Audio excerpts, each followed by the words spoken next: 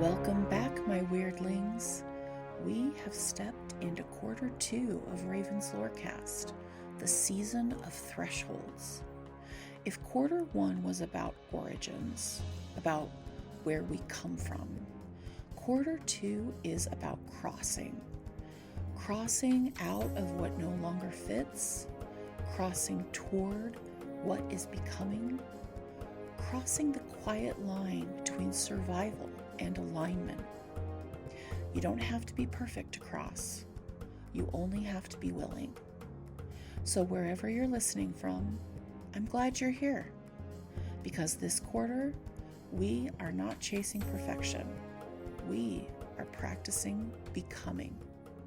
All right, weird ones. Wit, wisdom, witchcraft. Let's begin.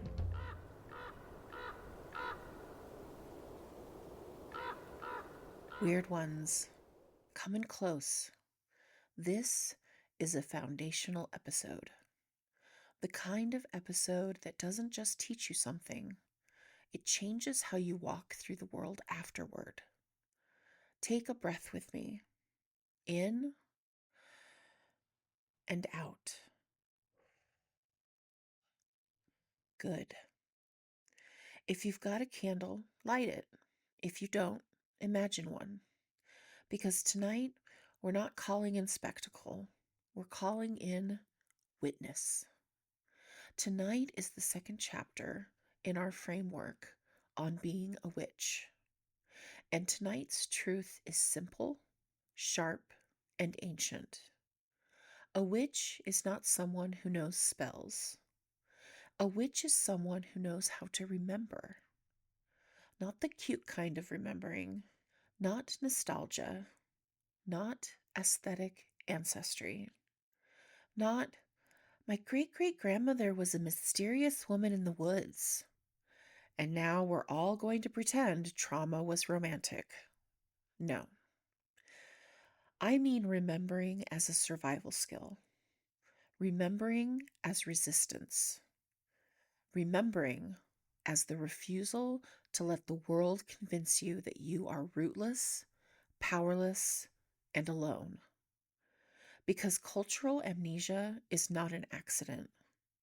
It is not time passing. It is not people just moving on. Cultural amnesia is engineered. It is enforced. It is profitable. When people forget who they become easier to control. When people forget what was done to them, it becomes easier to repeat it. When people forget what their ancestors knew, they become easier to sell replacement gods in plastic packaging. And witches are a problem because witches remember. Witches remember the old ways of seeing, the old ways of healing, the old ways of listening to land and body and spirit, the old ways of being human without being owned. Witches remember that power has always tried to erase what it cannot dominate. So tonight, my weird ones, we're going to talk about ancestry, not as a costume, but as a lineage of survival. Cultural amnesia, what it is, how it works, and why it's violence. Reclamation without romanticizing, because we're not here to lie to ourselves. Memory as resistance, the witch's oldest weapon and her greatest blessing. And I want you to know something right now before we go any further. You do not need a perfect bloodline to be a witch. You do not need proof. You do not need a family tree full of saints or sorceresses. You don't need a dramatic origin story. If you are drawn to remembering, if your spirit aches when truth is buried, if you feel something in you rise up when you hear the words, "We forgot," then you are already standing at the threshold of this path. Tonight isn't about claiming a fantasy. Tonight is about reclaiming a birthright. The right to know what happened. The right to name what was stolen. The right to rebuild what was broken. The right to carry forward what still matters. So settle in. This is going to be tender, and this is going to be blunt. Because love without truth is just decoration. And witches do not decorate reality. We witness it. We name it. And then we transform it. One more breath with me. In and out. Good. Let's go into the lore. My weirdlings, let's begin with a truth that makes polite society uncomfortable. For most of history, witch has meant threat. Not because witches were inherently evil, but because witches represented something the world has always struggled to tolerate. People, especially women, queer people, poor people, outsiders, healers, and heretics who could not be easily controlled. Witches were the ones who knew too much. How to ease pain, how to end a pregnancy, how to midwife a birth, how to make medicine from weeds, how to read the weather, how to survive the winter, how to comfort the dying, how to interpret dreams, how to name a lie. Witches are memory keepers. And when power wants to rule absolutely, memory becomes dangerous. Because memory is proof. Memory is context. Memory is the thing that says, this has happened before. This pattern has a name. This harm is not random. This system is designed. So if you want to understand why remembering is witchcraft, you have to understand this. Cultural amnesia isn't just forgetting. It's not an innocent fading.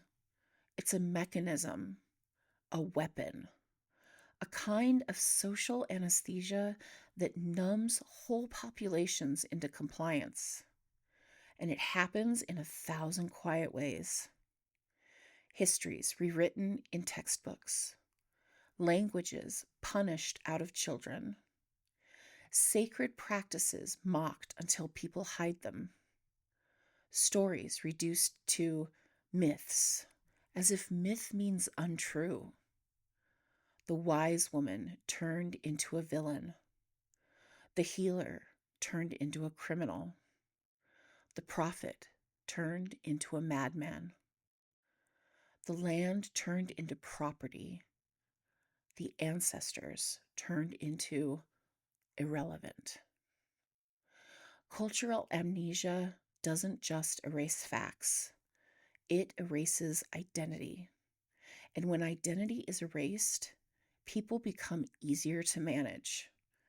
Because if you don't know where you come from, you start believing the lie that you have no right to belong anywhere.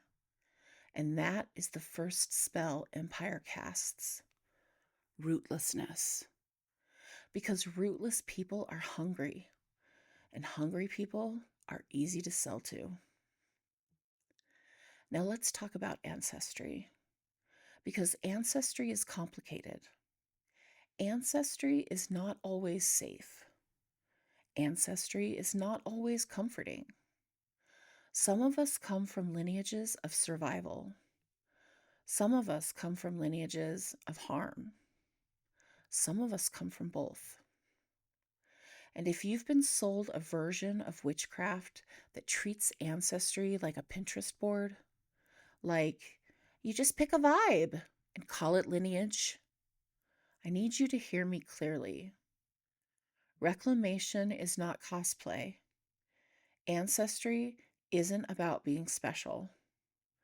Ancestry is about being honest. It's about asking, who survived so I could exist? What did they carry? What did they lose? What did they protect? What was taken from them? What did they pass down anyway, hidden in the seams of daily life? Because sometimes ancestry isn't a ritual.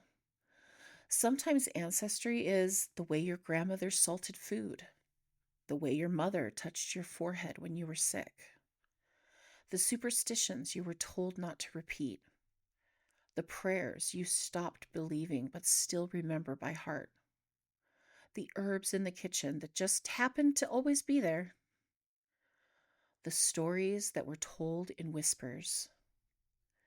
Ancestry is often ordinary, and that's what makes it real.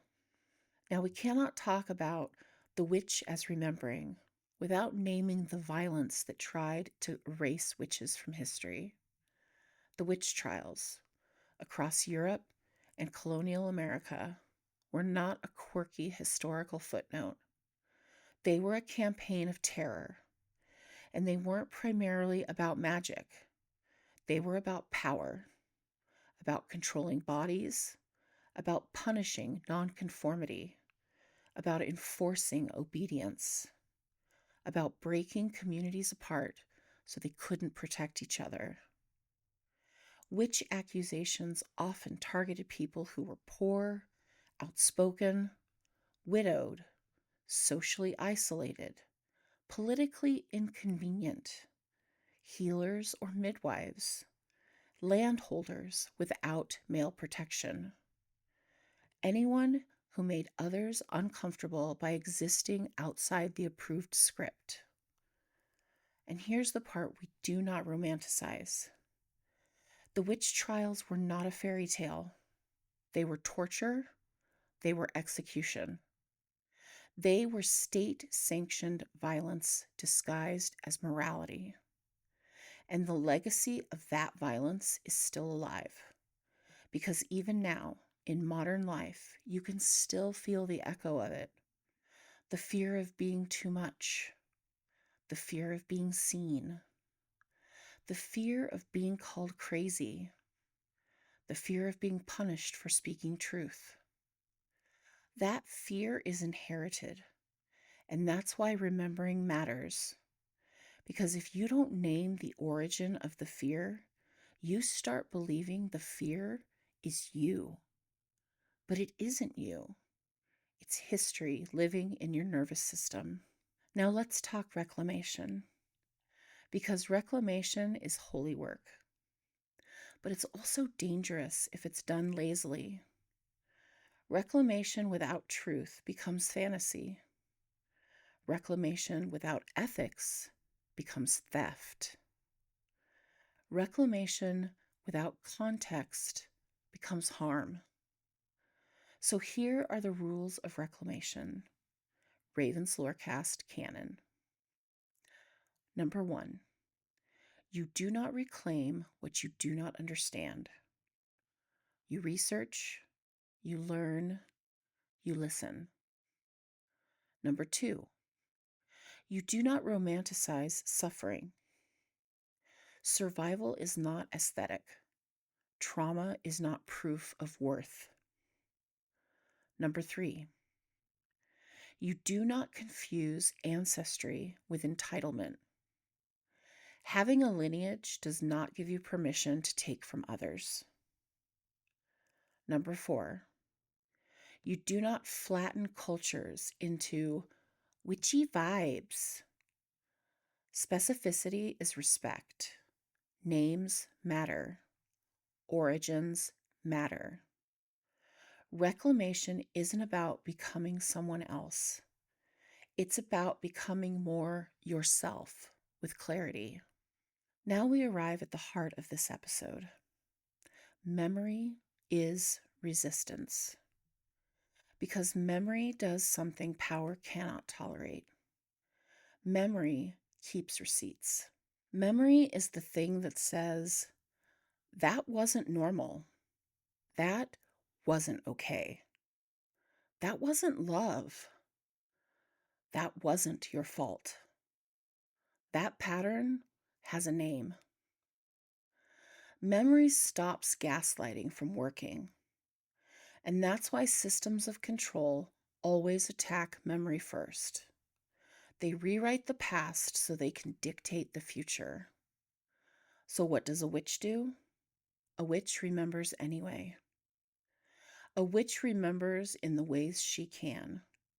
In food, in song, in names, in ritual, in stories, in the body, in grief, in laughter, in refusing to forget what happened, in refusing to let the dead be erased.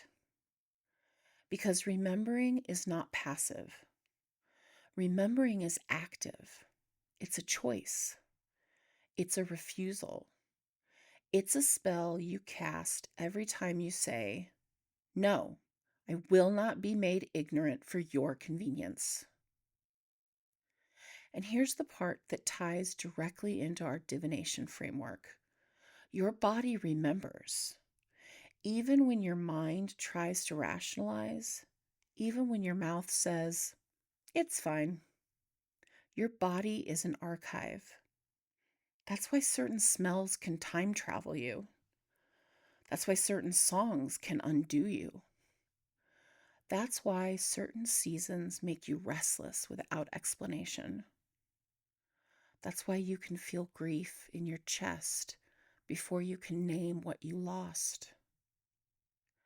Witchcraft begins in the body because the body is where memory lives.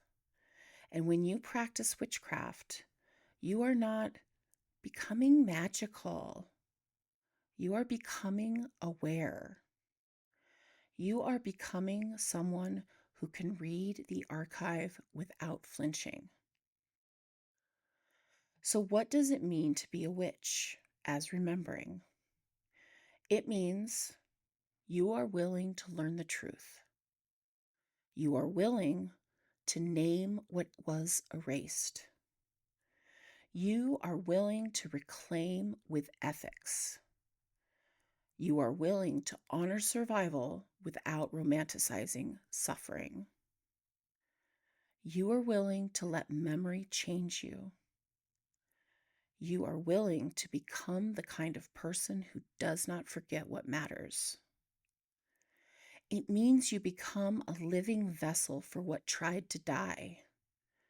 Not because you're special, but because you're willing. And my weird ones, that willingness, that is the path. That is the work. That is the kind of magic that lasts. And now we turn our eyes to the sky, because the sky on April 26th is doing something that mirrors this exact lesson. It's shifting communication. It's sharpening discernment. It's grounding the vision. So let's go into celestial happenings. Bright ones, after everything we just named in the lore, after we talked about cultural amnesia as a weapon, after we spoke the truth that remembering is not passive, we turn our eyes upward, because the sky has always been part of this work. Not because the planets cause our lives like puppet strings, but because the sky teaches us how to think in cycles. And when you are rebuilding memory, personal memory, ancestral memory, cultural memory, you need cycles. You need rhythm. You need something bigger than the daily noise reminding you you are not imagining the pattern.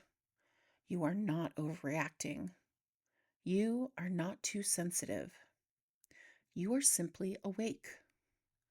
So let's talk about the celestial happenings of April 26th, 2026, and why this sky is the perfect companion to the theme on being a witch, the witch as remembering.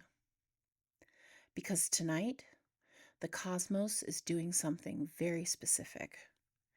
It is shaking loose the old stories while demanding that we remember with discipline. It is disruption and discernment at the same time, which is exactly what resistance looks like. First, the moon. Tonight, the moon is in a waxing gibbous phase, bright, building, almost full. Waxing gibbous is not the new beginning moon. It's not the first spark. It's the phase of refinement, of adjustment, of integration. It's the phase where you look at what you started and you ask, is this true? Is this useful? Is this aligned? Is this sustainable? And the moon is in Virgo.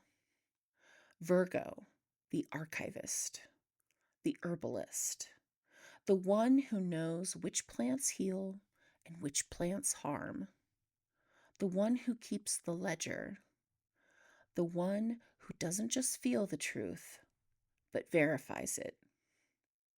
Virgo is the energy that says, show me the receipts. And weird ones, if you are reclaiming memory in a world built on erasure, you need Virgo. Because cultural amnesia thrives on vagueness. It thrives on maybe. It thrives on it wasn't that bad. It thrives on that's just how it was. Virgo is not interested in how it was. Virgo is interested in what happened. Virgo remembers through evidence, through details, through the small truths that build into an undeniable whole. So tonight, the moon is asking you, what do you know because you lived it? What do you know because you learned it? What do you know because your body remembers it? And what do you think you know because someone told you to forget the rest? This is a moon for discernment. Not paranoia, not obsession, discernment. The ability to separate truth from noise without losing your humanity in the process.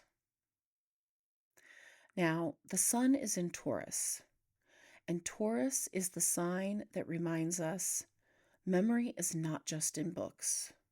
Memory is in the body. It's in the bones. It's in the nervous system. It's in the way you flinch at certain tones of voice before you can explain why. It's in the way your stomach tightens when someone rewrites your reality in front of you. Taurus is the embodied witness. It says, I know what I felt. I know what I saw. I know what happened.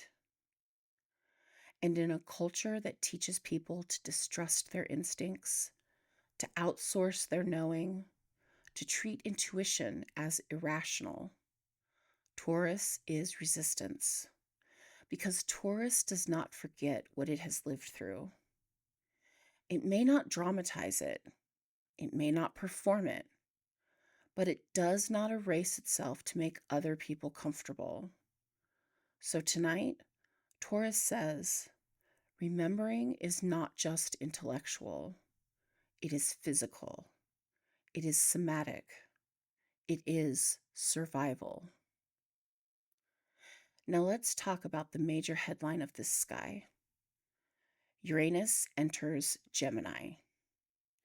Uranus is disruption, awakening, revolution, the thing that breaks open the sealed room, the lightning strike that makes the hidden visible.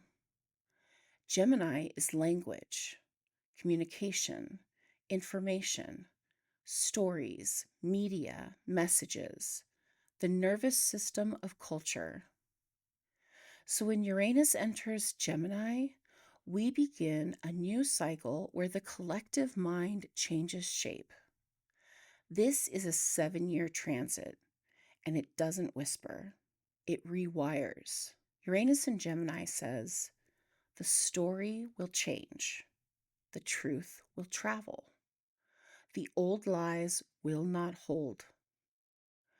And my bright ones, this is where it gets directly connected to our theme. Cultural amnesia depends on control of information. It depends on gatekeepers. It depends on silence. It depends on making people feel isolated in what they know. Uranus in Gemini disrupts that. It brings sudden revelations, hidden histories resurfacing, people connecting dots they were never supposed to connect, the collapse of official narratives that can't withstand scrutiny, voices that were ignored suddenly becoming undeniable. This is the kind of sky that says, you weren't crazy, you were early. But I'm going to give you the Raven warning label because I love you. Uranus in Gemini isn't just liberation. It's chaos if you don't ground it.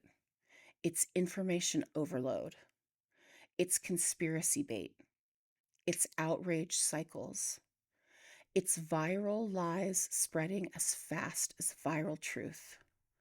So tonight's lesson is not believe everything you see. Tonight's lesson is learn how to remember with discipline. Learn how to research. Learn how to verify. Learn how to discern. Because when the truth starts breaking loose at scale, you need a mind sharp enough to hold it. That's Virgo moon medicine. That's witchcraft as remembering. Now we also have a Venus-Neptune sextile.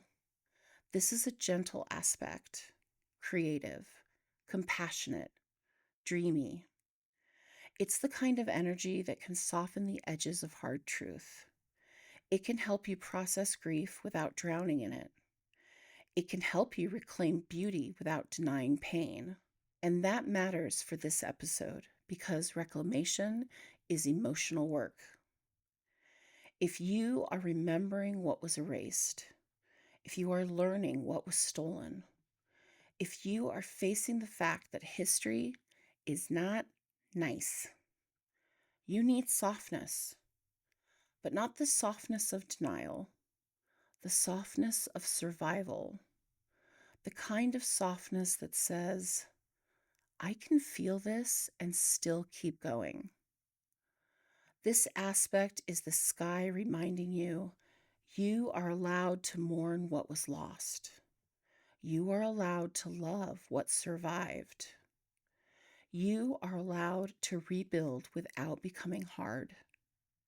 Because resistance is not just anger. Resistance is devotion. Resistance is care.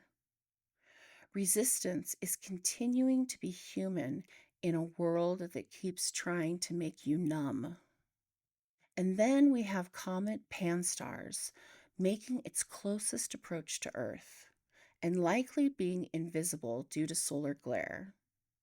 We cannot ignore how perfect that symbolism is, because this is exactly what cultural amnesia feels like. The truth is near, the truth is real, the truth is present, and still, it's hard to see.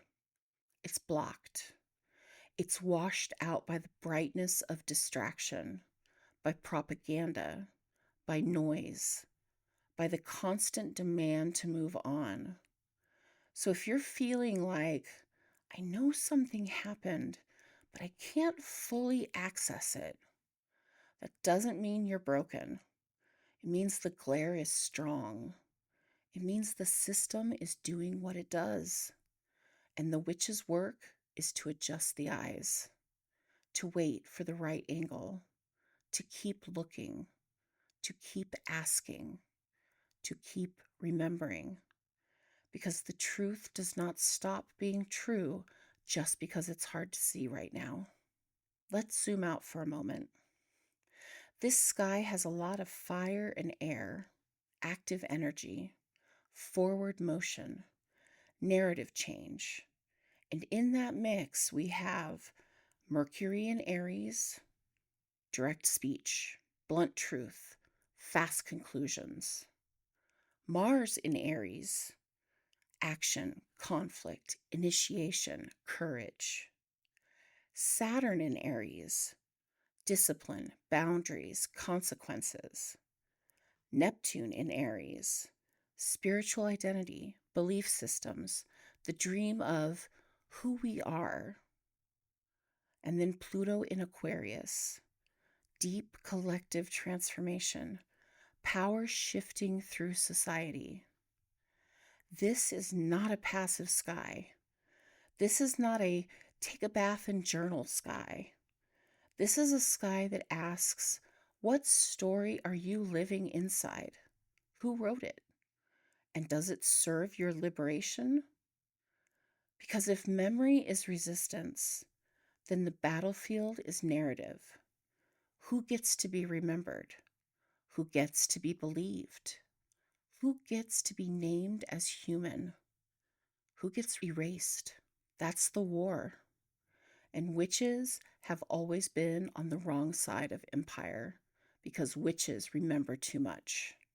Here's a simple ritual for tonight. No tools required, just your attention. Step outside if you can. Find the moon. Feel its brightness. And then say, I remember what is true. I remember what was erased. I remember without romanticizing. I remember with discernment. I remember with devotion. Then, this is the Virgo part. Pick one thing to preserve. One thing. Not your whole life story, not your entire lineage. One thing. It can be a name, a recipe, a family story, a piece of history you research and write down, a memory you refuse to let be rewritten, a boundary you set because your body remembers harm. That's remembering as resistance. Small, specific, unbreakable. And now, my bright ones, we take this remembering out of the sky and into the body. Because the witch doesn't just remember in her mind, she remembers in her hands, in her home, in her food, in the way she feeds herself like she matters. So next, we're making something sacred and old, bread of remembrance, because memory is not just a thought, it's a practice. And tonight, we practice. Some magic you whisper, some you need. This one starts in the quiet before dawn. A bowl, your hands, and the scent of yeast and earth. Gluten-free, dairy-free, egg-free. So every weird one at this table can partake, and still heavy with history. Because tonight's kitchen witchery isn't about being impressive. It's about being unerasable. It's about remembering with your whole body. It's about feeding yourself like you matter, which is, frankly, one of the oldest acts of resistance there is. Tonight, we're making bread of remembrance, and we're pairing it with a sauce so bold it tastes like a boundary. A meal that says, I remember what was stolen. I remember what survived. And I will not be made small for carrying truth. Let's begin. In a large bowl, combine 2 cups warm water, about body temperature, 2 teaspoons honey or maple syrup, 1 tablespoon active dry yeast. Let it wake for 10 minutes. Let it breathe. Let it bubble like something ancient coming back online. When the bubbles rise, stir in 3 cups gluten-free all-purpose flour. A 1-to-1 blend works best. 1 teaspoon of salt, 2 tablespoons garlic-infused olive oil, 1 tablespoon chopped rosemary for remembrance, 1 tablespoon marjoram, comfort after loss, 2 teaspoons of dill, clarity and protection, and the zest of 1 lemon, bright courage. Mix until it's shaggy and defiant. And weird ones, listen to me. Gluten-free dough doesn't behave like wheat dough. It doesn't stretch the same. It doesn't bounce the same. That's not failure. That's difference. You are not here to wrestle it into obedience. You are here to shape it into truth. Press the dough flat onto a parchment-lined pan. Dimple it with your fingertips, slow and deliberate. Then drizzle more garlic oil into every hollow. Sprinkle with coarse salt. Black lava if you have it. Sea if you don't. And as you press each fingertip, breathe the words, by hand and flame, by herb and grain, what was forgotten lives again. Let it rest for 30 minutes while the oven preheats to 400 degrees Fahrenheit, 205 degrees Celsius. Bake about 20 minutes until the edges sing golden. While the bread bakes, light a pan. Add a slick of garlic-infused olive oil and saute half a diced onion, 1 minced red pepper, and 1 teaspoon chili flakes. And when the air starts to sting your eyes, good. That's not just cooking. That's the spell waking up. Now stir in 1 can of fire-roasted tomatoes, 1 tablespoon tomato paste, a dash of smoked paprika, and a pinch of cumin, 1 teaspoon balsamic or pomegranate molasses, a few thyme leaves, and a torn basil leaf. Simmer low until thick. Then finish with another swirl of that oil. Taste. Add salt until it tastes like defiance. Because this isn't a sweet sauce. This is a truth sauce. This is the kind of flavor that doesn't apologize for existing. When the bread and sauce meet, the house becomes an altar. Tear, don't slice. Dip, don't drizzle. Eat standing up if you can.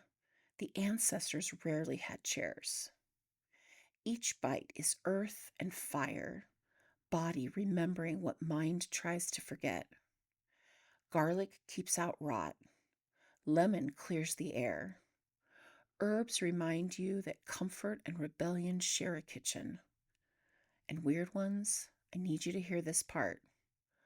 Cultural amnesia survives when we stop feeding ourselves truth. When we numb. When we rush. When we pretend we don't have bodies. When we pretend survival was clean and poetic. But bread is not poetic. Bread is real. Bread is survival. Bread is hands. Bread is hunger. Bread is the daily decision to continue.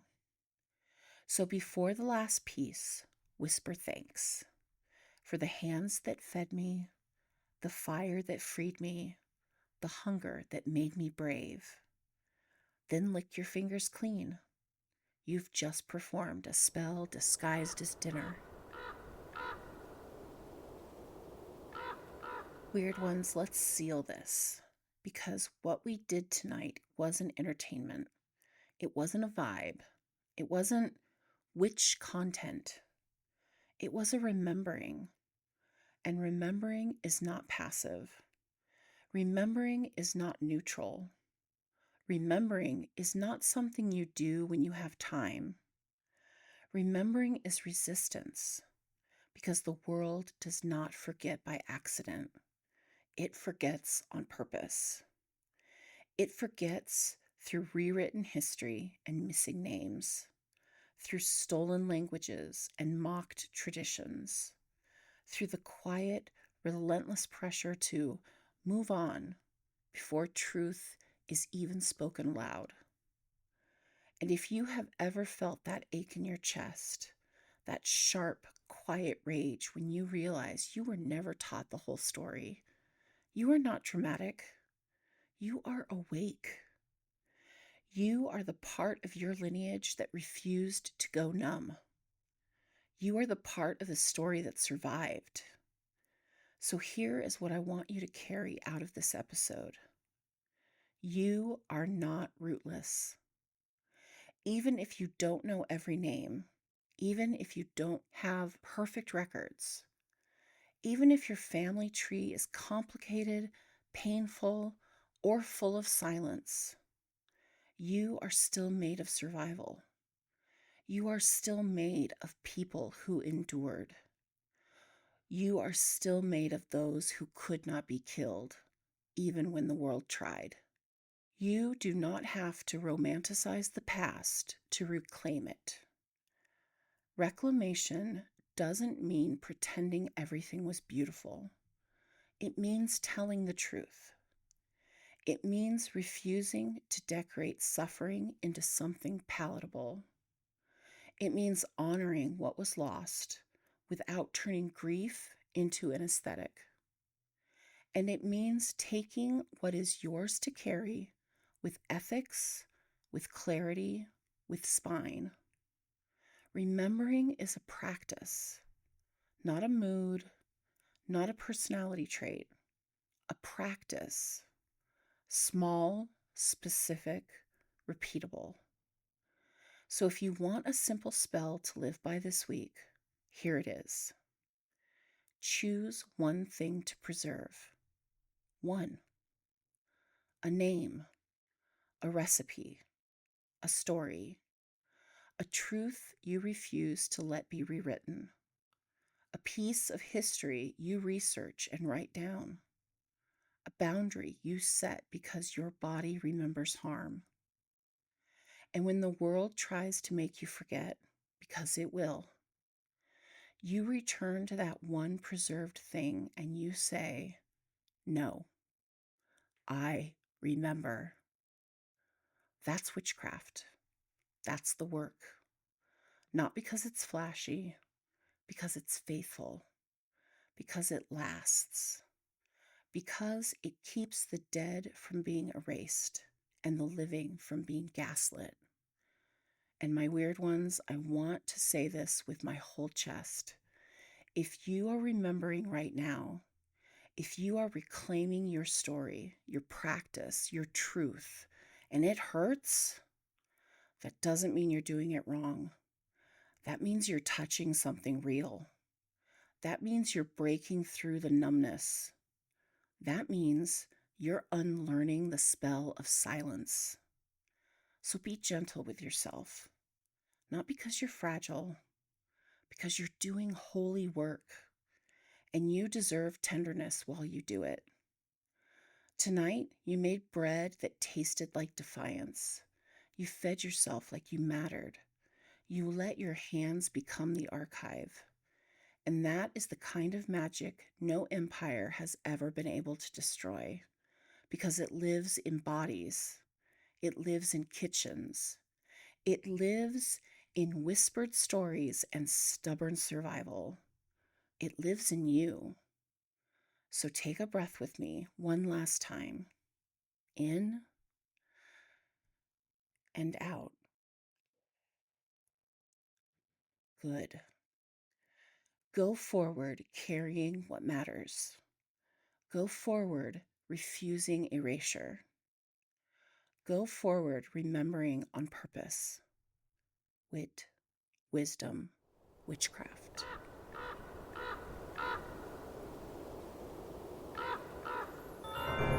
If tonight stirred something in you, if a story caught, if a ritual settled into your bones, if a truth followed you into the quiet, that's the work.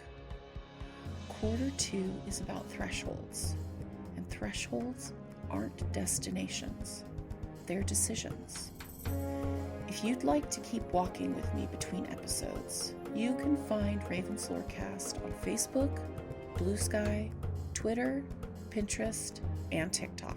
You can find me on Instagram at ravens_lore_cast. These are where the conversation continues, the visuals unfold, and the circle stays open. If you're called to go even deeper, the Patreon door is there when you're ready. No pressure, no chasing. Just another threshold you can step through when it feels true. Until next time, wit, wisdom, witchcraft. See you at the doorway, my weirdlings.